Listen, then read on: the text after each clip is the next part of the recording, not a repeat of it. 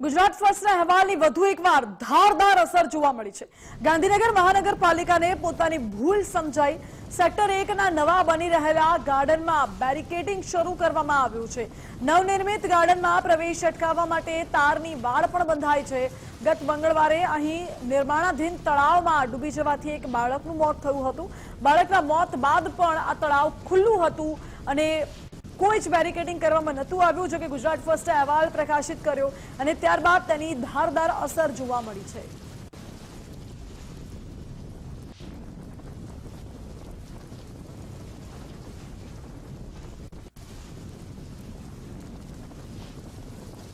આખરે ગાંધીનગર મહાનગરપાલિકાને પોતાની ભૂલ સમજાણી અને 3 દિવસ બાદ જે તળાવની અંદર બાળક ડૂબી જવાના કારણે મૃત્યુ પામ્યો હતો તે તળાવ મારી પાછળ છે અને તે તળાવની અંદર પ્રવેશવા માટેની જે ખુલ્લી જગ્યા હતી ત્યાં આખરે ગાંધીનગર મહાનગરપાલિકા અને જે તે કામ અહીં કરે છે તે એજન્સી દ્વારા એક દિવાલ જે છે, ફેન્સિંગ જે છે તે બનાવવામાં આવી છે।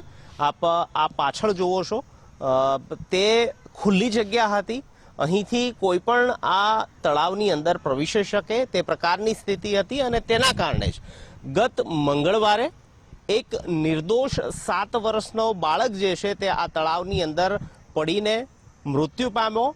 ગાંધીનગર મહાનગરપાલિકાને ત્યારે બાદ પણ કોઈ પ્રકારની દરકાર લીધી નહોતી, ગંભીર બેદરકારી અને બેકાળજી દર્શાવી હતી, કારણ કે આજે આ દિવાલ ગાંધીનગર મહાનગરપાલિકાને સદબુદ્ધિ આવી હશે કે જેના કારણે તેમને આ ફેન્સિંગ જે છે તે અત્યારે કરી છે અને એના કારણે એ નિર્દોષ બાળકો કે જે હજી પણ અહીં રમવા માટે આવે અને તેઓ અહીં આકસ્મિક રીતે અકસ્માતને ભોગ બને તે પહેલા ગાંધીનગરે આ કર્યું છે। તેના માટે એક ગાંધીનગરના જનતા તરીકે, ગાંધીનગરની વ્યક્તિ તરીકે અને પત્રકાર તરીકે ગાંધીનગર મહાનગરપાલિકાનો ખૂબ ખૂબ આભાર માનીએ છીએ કે આખરે 3 દિવસ બાદ તો 3 દિવસ બાદ આપને સદબુદ્ધિ સૂજી, આપે પોતાની ભૂલ સ્વીકારી અને જે બાબત અમે દર્શાવી રહ્યા હતા, જે બાબત અમે તમને છડેચોક કહી રહ્યા હતા કે હજી પણ દુર્ઘટના ઘટી હોવા છતાં પણ તે સેક્ટર 1ના તળાવને ન તો ફેન્સિંગ કરવામાં આવી છે, ન તો સિક્યુરિટી ગાર્ડ રાખવામાં આવ્યો છે।